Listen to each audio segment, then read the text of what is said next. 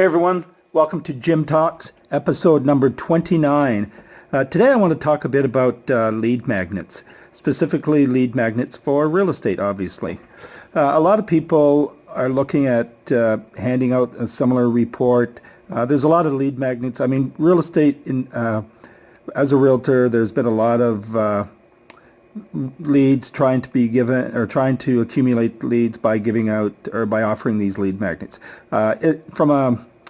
Let me start with buyers. The most popular buyer site or the most popular lead magnet, which I guess is not even a lead magnet, is you go to a site and you say search for your home in this area, right?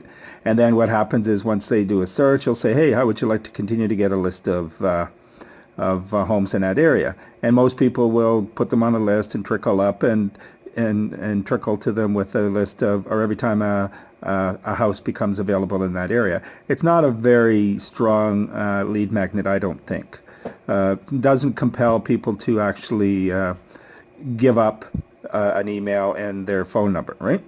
So the other thing I would look at, and so the other I guess audience is when trying to entice buyers to give you their email address. So the lead magnet that most people are giving up to entice buyers is a free home evaluation or free home valuation. And again, this is a similar thing. They'll type in their address, and then what happens is a realtor will try to follow up with them and say they need more information. So these people, buyers and sellers, have caught on, and they're not I guess following or not open to those lead magnets as much as they were before. Okay, so the key with a lead magnet too is it really has to provide good value, and good value. You really have to think outside the box here, and what would somebody be looking for, right? So the content. So for example, in the case of a seller, and again, I would focus most of my effort on looking for sellers. So a good lead magnet for a seller is how to prepare your home for sale to maximize the price that you would get, for example, in a specific area. In fact, I would actually have the lead magnet say that. So for example, let's say you're selling homes in Las Vegas. So how to prepare your home to get the maximum price in Las Vegas, right? Or how to prepare your Las Vegas home to make sure you get your maximum price. So you want to be very specific. You want to be on that niche. Now, don't try to make it generic and so it's just how to get your house ready, right? So I think that's a good lead magnet, and how you present that could be in a number of different ways. So the format. So number one is the content, and again, number two is you want to be very specific. The number three thing you want to do in creating a lead magnet is you want to look at the how you deliver that. Right. So, and you don't want to make it. You want to make it something that's consumable or that they can consume very quickly.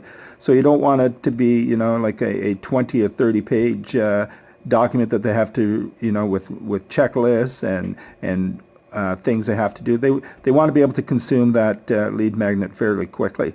So one of the things you could do is you could break it up. So maybe you want to offer this as an email course over a period of 2 or 3 weeks. So you could say the 7 or 10 steps that you need to do to prepare your home to get the maximum price for that home in Las Vegas. So then what you would do is you would have many steps, and you would send them one of those steps every 2 or 3 or 4 days, or maybe make it a week. I mean, I wouldn't go that long as a week in real estate, or maybe you would, depending on the market and depending on how active your market is. So it's something you're going to have to judge. So one of the things you could do is you could offer an email.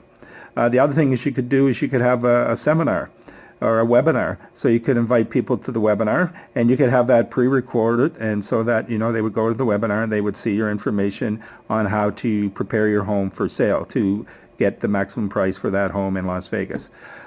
You could create a PDF report, but if you're going to create a PDF or a report or a white paper, again, you don't want to make it that long that it's not too hard to consume.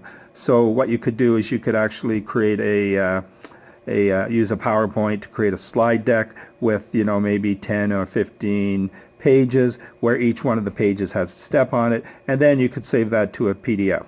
And and those look more concise. Those look more easily consumable.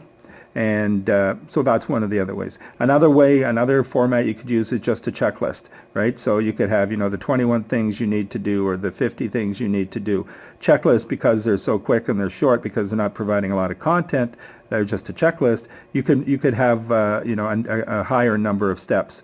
Whereas if you're talking about a PDF or a report or a webinar, you'd want to make it fewer steps. And you can just combine all those other steps into, a hierarchy of steps. And then the last thing is a video or a video series. So similar to an email course, you could do a video, and then you could send out a subsequent video, and you could send out, 6 or 7 videos in that series. But so keep in mind, when you're creating a lead magnet, number one, it has to provide value. Number two, it should be very specific to your audience, to your niche. And number three is decide on the platform you want so that people are able to consume it where they want to consume it.